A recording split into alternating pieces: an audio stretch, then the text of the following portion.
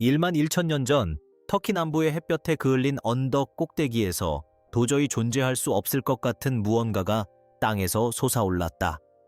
무게가 최대 10톤에 달하는 거대한 석회암 기둥들이 놀라운 정교함으로 조각되어 광활한 의식용 원형으로 배열되어 있었다.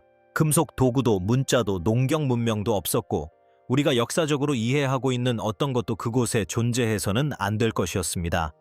이곳이 바로 괭베클리 테페였습니다.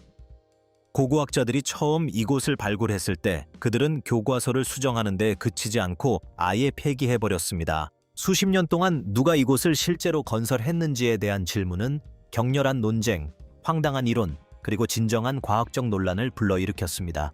그러다 고대 DNA가 등장했고 그것이 돌에 새겨진 글자의 주인공들, 그들의 기원, 생물학적 특징, 그리고 인류 역사의 흐름 속에서 그들의 위치에 대해 밝혀낸 사실들은 신화에서 상상했던 그 어떤 것보다도 더 놀라웠습니다. 괭베클리 테페가 왜 중요한지 이해하려면 먼저 그 안에 적어도 상상 속에서라도 서봐야 합니다. 터키 남동부, 시리아 국경에서 멀지 않은 언덕 꼭대기를 떠올려 보세요. 지평선 너머로 끝없이 펼쳐진 건조한 평원이 눈앞에 펼쳐집니다. 이제 땅에서 솟아오른 거대한 T자형 석회암 기둥들을 상상해보세요. 어떤 것은 높이가 거의 6m에 달하고 각각 무게는 수톤에 이릅니다. 이 기둥들은 넓은 원형 울타리 안에 배치되어 있으며 각 고리의 중심에는 훨씬 더 큰 기둥 두 개가 마치 말없이 지키는 수호자처럼 서 있습니다. 이것들은 돌에 거칠고 필사적으로 긁어놓은 흔적이 아닙니다. 의도적이고 숙련된 예술 작품입니다. 여우, 독수리, 전갈, 멧돼지, 뱀, 가젤 등이 오늘날 전문 조각가들조차 감탄할 만큼 뛰어난 기술과 인내심으로 표면에 새겨져 있습니다. 많은 기둥에는 팔과 손이 달려있고 일부는 조각된 듯한 허리띠를 두르고 있습니다. 발굴팀은 이 기둥들이 인간 형상을 표현한 것으로 얼굴 없는 거대한 남성들이 돌에 굳어버린 채 우리가 아직 완전히 이해하지 못하는 무언가를 내려다보고 있는 모습을 묘사한 것이라고 추측합니다. 이제 시간의 흐름을 생각해보세요. 여기서부터는 정말 받아들이기 어려운 사실들이 드러나기 때문입니다.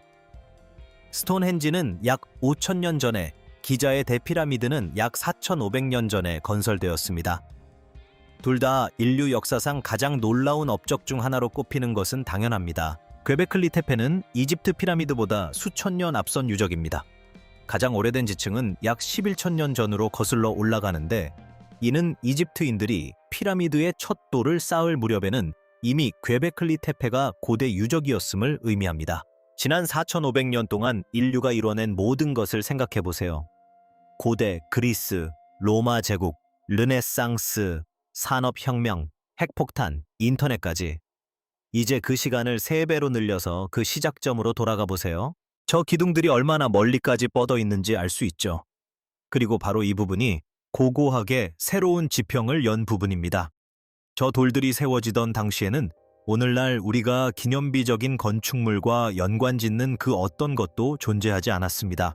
가축화된 작물도 없고 도자기도 없고 금속 도구도 없고 바퀴 달린 운송 수단도 없고 문자도 없고 제국도 없고 국가도 없었다. 우리가 문명이라고 부르는 모든 일반적인 기준으로 볼 때 괭베클리 테페를 건설한 사람들은 괭베클리 테페를 건설할 능력이 없었을 것이다. 1990년대에 독일 고고학자 클라우스 슈미트가 본격적으로 유적지를 발굴하기 시작했을 때 그는 곧바로 기존의 규칙을 완전히 뒤바꿀 만한 무언가를 발견했다는 것을 알아챘습니다. 불과 몇 센티미터 두께의 흙 아래에는 거대한 기둥들의 꼭대기가 드러나 있었습니다. 그의 팀이 더 깊이 파고들자 조각된 돌로 이루어진 완전한 고리들이 드러났고 그 다음에는 또 다른 고리 그리고 또 다른 고리가 나타났습니다. 2003년에 실시된 지자기 조사 결과 언덕 전체에 걸쳐 최소 20개의 서로 다른 매장된 울타리가 존재한다는 사실이 밝혀졌습니다. 슈미트는 남은 생애를 터키 남동부의 이 유적지 하나에 바쳤고 그곳에 완전히 몰두했다. 그의 가장 도발적인 결론은 동시에 가장 오래도록 영향을 미친 결론이기도 했다. 그는 사원이 농장보다 먼저 세워졌다고 주장했다. 조직화된 종교, 공동체의식, 기념비적인 건축물은 모두가 생각했던 것처럼 농업 생산량 증가에서 비롯된 것이 아닙니다. 그것들은 그보다 먼저 존재했습니다.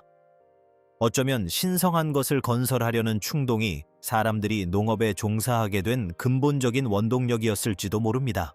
그 아이디어는 고고학계에 큰 파장을 일으켰고 이야기는 이제 막 시작되었을 뿐이었다. 이처럼 오래되고 인상적인 유물이 고고학적 기록에서 발견되면 과학이 증명하기 전에 상상력이 먼저 앞서 나가는 경향이 있다. 그리고 상상력은 쉽게 설명할 수 없는 것에 직면했을 때 놀라울 정도로 창의적이라는 것이 밝혀졌습니다. 괴베클리 테페가 대중에게 알려지자마자 여러 이론들이 쏟아져 나오기 시작했습니다. 어떤 이들은 유적지의 엄청난 규모만으로도 평범한 고대 인류가 이런 유적을 만들 수 없었음을 증명한다고 주장했습니다. 분명 다른 무언가가 관련되어 있었을 것이다. 더 큰 무언가가. 그리고 그 하나의 추측으로부터 대안적인 설명들의 전체 생태계가 꽃피웠다. 일부에서는 고대 수메르 신화의 신들인 아눈나키를 지목했는데 이 신들은 일부 인기 작가들에 의해 외계 방문자로 재해석되어 석기시대 사람들이 스스로 발전시킬 수 있었던 것보다 훨씬 뛰어난 지식과 기술을 초기 인류 문명에 전파했다고 합니다. 일각에서는 이 장소를 에녹서에 묘사된 감시자들과 연관지었는데 에녹서에 따르면 감시자들은 타락한 천상의 존재들로 인류에게 금지된 기술을 가르쳤다고 한다. 어떤 저자는 괴베클리 테페를 에덴 동산과 직접 연결시키기까지 했는데 창세기에는 아담과 이브가 대규모 석회암 채석 작업을 조직했다는 내용이 전혀 없다는 점을 고려하면 이는 다소 억지스러운 주장이다. 다음으로는 사라진 문명론이 있는데 아마도 가장 끈질기고 매력적인 이론일 것입니다. 그레이엄 핸콕과 같은 학자들은 고도로 발달하고 기술적으로 유능했지만 지금은 완전히 사라진 홀로세 이전의 문명이 괴베클리 테페와 같은 유적지를 남겼다고 주장합니다. 이러한 관점에 따르면 약 13,000년 전 발생한 파괴적인 해성 충돌이 기후 변화를 일으켜 이 문명을 지구상에서 완전히 없애버렸고 그들의 존재를 보여주는 희미한 증거로 기념물만 남았다는 것입니다. 이는 매우 설득력 있는 이야기입니다. 증거를 자세히 살펴보면 오히려 그 반대가 아니라 무언가를 찾고 있는 이야기라는 것을 알 수 있습니다. 두 연구자는 심지어 괴베클리 테페의 기둥 중 하나가 그 우주 재앙의 정확한 날짜를 기록한 천문 차트 역할을 한다고 주장하기도 합니다. 이러한 해석은 건축가들이 9,000년 후 고대 그리스인들이 연구하게 될 것과 동일한 별자리를 알고 있었다는 가정을 전제로 하는데 이는 좋게 말해도 지나치게 억지스러운 주장입니다. 마찬가지로 해당 유적지의 천문학적 위치와 시리우스의 상승과의 연관성에 대한 이론들은 가설로서 매우 흥미롭지만 확립된 고고학적 증거라기보다는 전문가들의 추측 영역에 머물러 있습니다. 표면적인 차이점에도 불구하고 이 모든 이론들이 공통적으로 갖고 있는 것은 바로 하나의 암묵적인 전제입니다. 11,000년 전 이 지역에서 살고 일하고 죽었던 고대 근동 사람들은 이러한 일을 스스로 해낼 능력이 없었고 지능도 부족했고 조직력도 부족했고 세련되지도 못했다는 것입니다. 그러한 가정은 19세기 문화 진화론과 선사시대는 원시적이라는 생각, 즉 문자나 금속이 없던 사람들은 본질적으로 우리보다 동물에 더 가깝다는 생각에 깊이 뿌리를 두고 있습니다. 이는 매우 오만한 견해이며 잘못된 것입니다. 괴벨키 테페에 대한 모든 주변 이론은 아무리 정교하게 구성되었다 하더라도 결국에는 이처럼 허술한 토대 위에 세워져 있다. 그러나 고고학적 기록을 정직하고 완전하게 검토하면 완전히 다른 이야기가 펼쳐진다. 그리고 마침내 고대 DNA가 그 기록에 추가되었을 때 그것은 유전자 풀 속에 숨어있는 문명을 드러낸 것이 아니었습니다. 그것은 음모론에서 전혀 고려하지 않았던 무언가를 드러냈습니다. DNA가 등장하기 전부터 땅은 이미 가장 단순한 설명들에 반하는 신호를 보내고 있었다. 그리고 그 신호들은 변두리 이론가들이나 기존의 고고학적 합의가 설명했던 것보다 훨씬 더 흥미로운 내용을 담고 있었다. 클라우스 슈미트의 수렵 채집인 이론은 항상 문제점을 안고 있었다. 그 이론은 괴베클리 테페 사람들을 계절에 따라 방문하는 유목민 집단으로 의례적인 목적으로 모였다가 다시 흩어지는 존재로 보는 특정한 관점에 의존했기 때문이다. 그 사진은 인상적이었지만 실제 토양에 가득한 것과는 다소 맞지 않았습니다. 그 지역에서 가장 흔하게 발견되는 도구들 중에는 이 유적지의 퇴적층은 낱날로 이루어져 있습니다. 그것도 수십 개가 아니라 수만 개에 달합니다. 낱날은 곡물 수확에 사용되는 대표적인 도구로 작물 줄기를 땅 가까이에서 자르기 위해 특별히 모양과 용도가 정해져 있습니다. 이처럼 대규모로 낱날이 발견된 것은 우연이 아닙니다. 이는 유적지의 특성을 명확히 보여주는 증거입니다. 이것들은 사냥한 식량에 가끔 야생 씨앗 한 줌을 곁들이는 사람들이 사용하는 도구가 아닙니다. 이것들은 곡물을 진지하고 반복적이며 체계적으로 다루는 사람들이 사용하는 도구입니다. 낱날 옆에는 절구, 절구꽁이, 맷돌 등 대량의 식물 재료를 다루는 사람들이 사용하는 가공 도구들이 놓여 있다. 연구원 로라 디트리히는 이 도구들을 자세히 분석하여 많은 도구들이 보리와 밀을 포함하는 과에 속하는 식물에 사용된 흔적을 보인다는 것을 확인했습니다. 유물 기록을 통해 형성된 그림은 유목민들이 의뢰를 위해 방문했다는 것을 보여주지 않았습니다. 그들은 주변 땅과 지속적인 관계를 맺어온 사람들 중 하나였다. 동물뼈는 그와 유사한 이야기를 들려준다. 수만 마리의 도살된 유해가 유적지 매장지에 가득 쌓여 있는데 주로 가젤과 야생소이지만 상당수의 야생양도 포함되어 있으며 이는 결국 완전한 가축화로 이어지는 관리된 상호작용의 초기 징후를 보여줍니다. 이곳에서는 대규모 연회, 아마도 의례적인 연회가 열렸을 가능성이 매우 높으며 그러한 규모를 유지하기 위해서는 상당한 물류 조직이 필요했을 것입니다. 건축 양식은 이러한 추측에 또 다른 복잡성을 더합니다. 이 커다란 원형 구조물들은 거의 확실히 지붕이 덮여 있었을 것이며 따라서 내부는 어둡고 폐쇄적이며 의도적으로 분위기를 조성한 공간이었을 것이다. 더 큰 복합단지 내의 작은 구조물들은 마치 영구적인 주택, 즉 단순히 지나가는 사람이 아니라 정착하려는 사람들이 지은 집과 놀라울 정도로 닮았습니다. 최근 발굴 조사에서 해당 유적지에서 형태학적으로 재배된 곡물이 발견되어 이러한 주장을 상당히 뒷받침하고 있습니다. 그리고 건설 시기 또한 그 자체로 기묘한 이야기를 들려줍니다. 약 1800년에 걸친 건축 활동 동안 실제로 건축물의 질은 떨어졌습니다. 가장 오래된 울타리에는 가장 인상적이고 기술적으로 가장 뛰어난 석조물이 남아 있습니다. 세월이 흐르면서 제작 기술은 점차 정교함을 잃어가고 후대의 건축물들은 비교적 원시적으로 보일 정도입니다. 2003년 지작이 조사에서 발견된 20개 이상의 개별적인 매몰된 거주지는 각각 이전 거주지 위나 주변에 지어진 형태로 세대를 거듭하며 이곳으로 돌아온 공동체의 흔적을 보여줍니다. 이 모든 것을 통해 드러나는 모습은 수렵 채집인들이 2주 사이에 잠시 머물렀던 모습이 아닙니다. 이 이야기는 풍경 속에 깊이 뿌리내린 공동체가 그 풍경을 경작하고 관리하며 인류 역사상 가장 중요한 전환점 중 하나인 먹이를 찾아다니는 것에서 식량을 재배하는 것으로의 전환의 문턱에 서 있는 모습을 보여줍니다. 고고학은 이미 이 정도는 밝혀냈지만 DNA는 그 이야기가 얼마나 깊이 뿌리내리고 있는지를 보여줄 참이었다. 인류 역사의 대부분 동안 죽은 자들은 자신들의 비밀을 간직해왔다. 그들이 간직했던 이야기, 출신지, 조상, 여행 경로 등 모든 것이 그들과 함께 땅속으로 사라졌습니다. 그러다가 지난 20년 동안 고대 DNA 연구가 그 모든 것을 완전히 바꿔놓았습니다.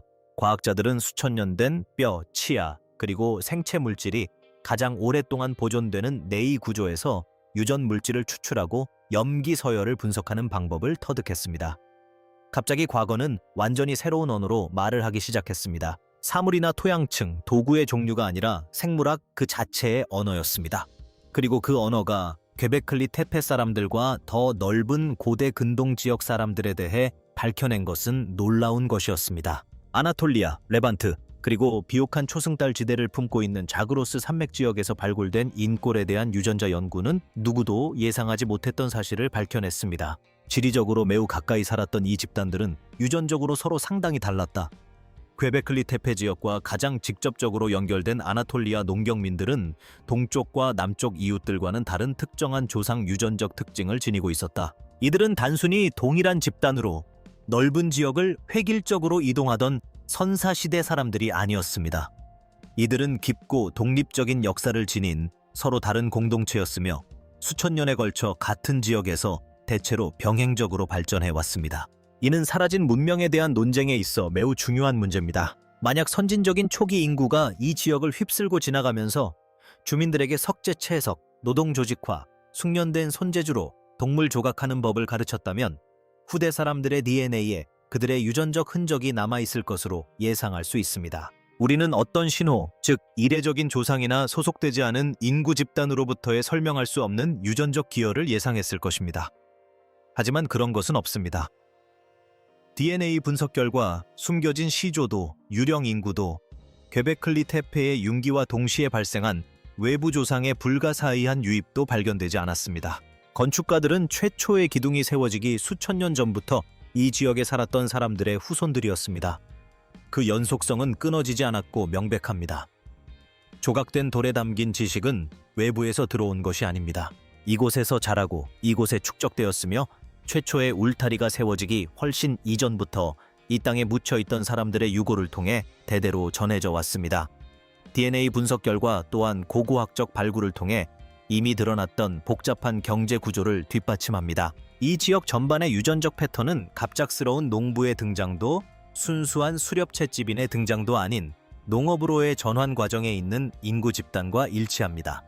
이는 낱날, 맷돌, 그리고 관리된 동물 뼈가 이미 암시해왔던 바로 그러한 점진적이고 세대에 걸친 느린 변화를 겪고 있는 공동체의 모습입니다. 땅속의 유전자는 땅속의 도구들이 말해주는 것과 같은 이야기를 들려주지만 훨씬 더 정확하게 전달합니다. 그리고 유전자는 그 이후에 무슨 일이 일어났는지도 밝혀줍니다. 왜냐하면 이 사람들의 이야기는 터키 남동부의 그 언덕에서 끝나지 않았기 때문입니다. 마지막 울타리가 묻히고 건축가들이 떠났다고 해서 모든 것이 끝난 것은 아니었습니다. 그것은 이동하고 퍼져나가 이제야 비로소 완전히 드러나는 방식으로 오늘날 살아있는 인류 상당 부분의 이야기가 되었습니다. 하지만 그 이야기는 그 자체로 특별한 순간을 맞이할 가치가 있습니다. 아나톨리아 농경민의 후손들은 한 곳에 머물지 않았습니다. DNA 분석을 통해 밝혀진 가장 놀라운 사실은 이들이 누구였는지 뿐만 아니라 어디로 갔고 무엇을 가지고 떠났는지까지 알 수 있다는 점입니다. 이후 수천 년에 걸쳐 농업이 서쪽으로 확산됨에 따라 이 지역 사람들도 함께 이동했는데 이는 단 한 번의 극적인 이주가 아니라 세대에 걸친 느린 확장의 결과였습니다.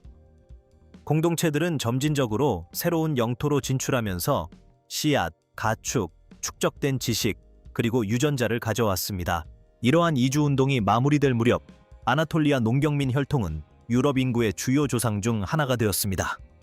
현대 유럽인들은 바로 이 조상으로부터 상당한 유전적 유산을 물려받았습니다. 괵벨키 테페에 모여 야생 보리를 수확하고 야생 양을 기르며 바퀴나 금속 없이 우뚝 솟은 석회암 기둥을 세운 사람들은 오늘날 세계 많은 사람들의 조상입니다.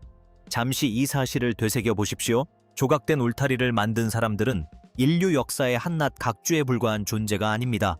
11,000년이라는 시간적 거리로 우리와 단절된 채 사라진 신비로운 민족도 아닙니다. 가장 문자 그대로의 생물학적 의미에서 지금 살아있는 상당수의 인류에게 그들은 바로 가족입니다. 숙련된 장인의 손길로 석회암에 새겨진 여우, 독수리, 전갈 모양의 기둥들을 바라보면 그것이 낯선 사람의 작품이라고 생각하지 않을 수 있습니다. 어쩌면 당신의 유전자를 직접 이어받은 사람들의 작품일지도 모릅니다. 11,000년이라는 시간적 거리는 그런 관점에서 보면 훨씬 더 가까운 이야기처럼 느껴지고 이 사람들이 왜 그토록 특별한 것을 만들었는지에 대한 질문이 훨씬 더 개인적인 질문처럼 다가온다. DNA 분석 결과는 클라우스 슈미트가 평생을 괴롭혔던 생각에 예상치 못한 무게를 더해줍니다. 고고학계에 큰 파장을 일으켰던 그의 가장 도발적인 주장은 바로 사원이 농장보다 먼저 존재했다는 것이었습니다. 괵베클리 테페의 조직적, 정신적 동기가 농업혁명 이후가 아니라 그 이전에 있었다는 것이다. 고고학적 증거와 함께 유전학적 증거를 살펴보면 그의 주장이 옳았음을 알 수 있다. 이 지역 사람들은 가축화가 완전히 정착되기 전부터 이미 사회적으로 복잡한 구조를 가지고 있었고 대규모 공동 프로젝트를 조직하고 영구적인 정착지를 건설하고 야생 동물을 관리하고 곡물을 수확하고 있었습니다. 사회 기반 시설이 먼저 구축되었고 농업은 그 뒤를 이었습니다. 이는 우리가 오랫동안 스스로에게 들려주었던 문명 발전 방식에 대한 이야기를 뒤집는 것입니다. 표준 모델은 한 방향으로 진행됩니다. 인겨 식량은 여가를 가능하게 하고 여가는 사고를 가능하게 하며 사고는 종교, 예술, 기념물 건설을 가능하게 합니다. 괵베클리 테페와 이제 그 건설자들의 DNA를 통해 밝혀진 사실은 정반대의 경우도 마찬가지로 가능하다는 것을 시사합니다. 신성하고 공유되고 어떤 한 개인의 삶보다 더 큰 무언가를 건설하고자 하는 열망 자체가 문명의 산물이 아니라 문명을 이끄는 원동력일 수도 있다는 것입니다. 클라우스 슈미트는 2014년 7월 심장마비로 사망했으며 자신이 수십 년간 옹호해온 이론에 대한 유전자 검사 결과가 완전히 확정되는 것을 보지 못했다. 이는 참으로 안타까운 일이다. 터키 남동부의 한 언덕에서 평생을 바친 그 남자는 가장 중요한 한 가지에 대해 옳았습니다. 다만 과학이 그것을 증명하는 것을 보기에는 너무 일찍 세상을 떠났을 뿐입니다. 잃어버린 문명에 대한 논쟁은 이제 제대로 마무리 지어야 합니다. 그저 무시해서는 안 될 논쟁이니까요. 후기 플라이스토세와 초기 홀로세 사람들이 실제로 무엇을 할 수 있었는지에 대한 실제 증거를 통해 그 주장을 반박해야 마땅합니다. 그리고 솔직히 말해서 그 증거는 놀랍습니다. 우선 도구부터 살펴보겠습니다. 이 시대 사람들은 그저 돌을 두들겨 패고 잘 되기를 바라는 식으로 작업하지 않았습니다. 그들은 돌, 뼈, 뿔, 나무 등 다양한 재료를 조합하여 복잡하고 여러 구성 요소로 이루어진 도구를 제작했는데, 이러한 도구들은 정교하고 축적된 지식을 바탕으로 개발되고 세대를 거쳐 전승된 기술적 이해력을 필요로 했습니다. 따라서 이러한 도구들은 단순한 물건이 아니었습니다. 그것들은 특정한 문제에 대한 공학적 해결책이었고 수세기에 걸친 실험을 통해 다듬어졌습니다. 사냥을 생각해 보세요. 이들은 자신보다 훨씬 크고 위험한 동물들을 정기적으로 사냥했습니다. 들소, 오록스, 털매머드 같은 동물들이죠. 특별히 노력하지 않아도 인간을 죽일 수 있는 생물들. 그들을 성공적으로 사냥하려면 용기뿐만 아니라 세심한 계획, 조직적인 집단 전략, 동물의 행동에 대한 상세한 지식, 그리고 오직 완전한 현대인의 사고방식만이 만들어낼 수 있는 명확하고 복잡한 의사소통이 필요했습니다. 매머드를 우연히 쓰러뜨릴 수는 없습니다. 그리고 항해에 관한 이야기가 있습니다. 이 이야기는 제대로 들으면 사람들이 깜짝 놀라는 경우가 많습니다. 그리스의 프란치티 동굴에 살았던 중석기 시대 사람들은 심해 참치를 정기적으로 잡았고 멜로스 섬에서 흑요석을 채취했습니다. 두 가지 모두 육지가 보이지 않는 지중해 한가운데까지 거친 바다의 환경에도 견딜 수 있는 배를 타고 항해해야 하는 일이었다. 이들은 해안선을 따라 조심스럽게 노를 젓는 사람들이 아니었다. 그리고 4만 년도 더 전에 호주와 뉴기니에 처음으로 도달한 인류는 90km가 넘는 넓은 바다를 건넜습니다. 이는 괭베클리 태페의 첫 번째 돌이 세워지기 4만 년 전의 일입니다. 이들은 놀라운 업적을 이루기 위해 외부의 도움이 필요한 사람들이 아니었습니다. 이들은 최고 수준의 문제 해결사였으며 오늘날까지도 우리를 감탄하게 하는 제도적 틀 없이도 꾸준히 성과를 달성해냈습니다. 괭베클리 태페의 공학적 기술은 그 자체로 놀랍지만 이러한 전통과 잘 어울립니다. 전 세계의 민족지향적 사례들은 현대 기술 없이도 공동체가 어떻게 거대한 돌을 옮기고 들어 올렸는지 정확히 보여줍니다. 수마트라의 니아스 섬 주민들은 조직적인 공동체 노동력만으로 괭베클리 태페의 가장 큰 기둥과 맞먹는 크기의 돌덩이들을 정기적으로 옮겼습니다. 이스터 섬에서 진행된 연구를 통해 소규모 팀이 밧줄만을 사용하여 유명한 모아이 석상을 똑바로 세운 채로 섬 곳곳으로 옮길 수 있다는 사실이 밝혀졌습니다. 마치 석상을 걸어서 앞으로 나아가게 하는 것과 같았습니다. 우아하고 단순하며 이를 설명하기 위한 고대 문명의 지식이나 협력도 필요하지 않았습니다. 괭베클리 태페 기둥에 대한 자세한 추정치는 오르막 이동과 험준한 지형을 고려하더라도 충분한 계획과 지속적인 공동 노력이 있다면 수백 명 규모의 정착 공동체가 충분히 감당할 수 있는 작업이었음을 확인시켜줍니다. 여기에는 공학적 기적이 없었습니다. 축적된 지식, 사회 조직, 그리고 인간의 확고한 노력이 있었습니다. 그리고 DNA는 이 모든 증거가 이미 암시했던 바를 확인시켜줍니다. 바로 완전한 현대 인류라는 사실입니다. 오늘날 살아있는 모든 사람에게 존재하는 것과 동일한 인지 능력, 동일한 두뇌, 동일한 상상력과 계획력, 그리고 위대함은 항상 존재해 왔습니다. 외부에서 부여받을 필요가 전혀 없었습니다. 괭베클리 태페는 종종 세계에서 가장 오래된 사원으로 묘사됩니다. 하지만 그러한 관점은 아무리 설득력이 있더라도 이곳이 실제로 상징하는 바를 제대로 전달하지 못합니다. 이곳은 단순한 기념비가 아닙니다. 이곳은 하나의 문턱입니다. 인류 역사의 근본적인 변화가 일어난 순간이 돌에 새겨진 채 보존된 곳입니다.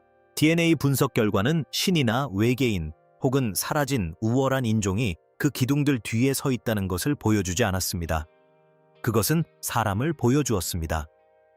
특정한, 추적 가능한, 완전히 인간인 사람들의 이야기. 그 언덕 꼭대기에서 끝나지 않고 수천 년을 거쳐 서쪽으로 퍼져나가 오늘날 살아있는 전 세계 많은 사람들의 조상으로 이어진 이야기 말입니다. 유적지의 극히 일부만 발굴된 괴베클리 테페는 역사를 새로 쓰는 작업을 아직 끝내지 않았을 가능성이 매우 높습니다. 그 석회암 언덕 아래에 무엇이 묻혀 있든 그것은 외부의 도움 없이도 놀라운 업적을 이뤄낸 사람들의 작품일 것입니다. 그들은 언덕 꼭대기를 바라보며 아무도 지어본 적 없는 무언가를 상상했다. 그리고는 그것을 지어냈다.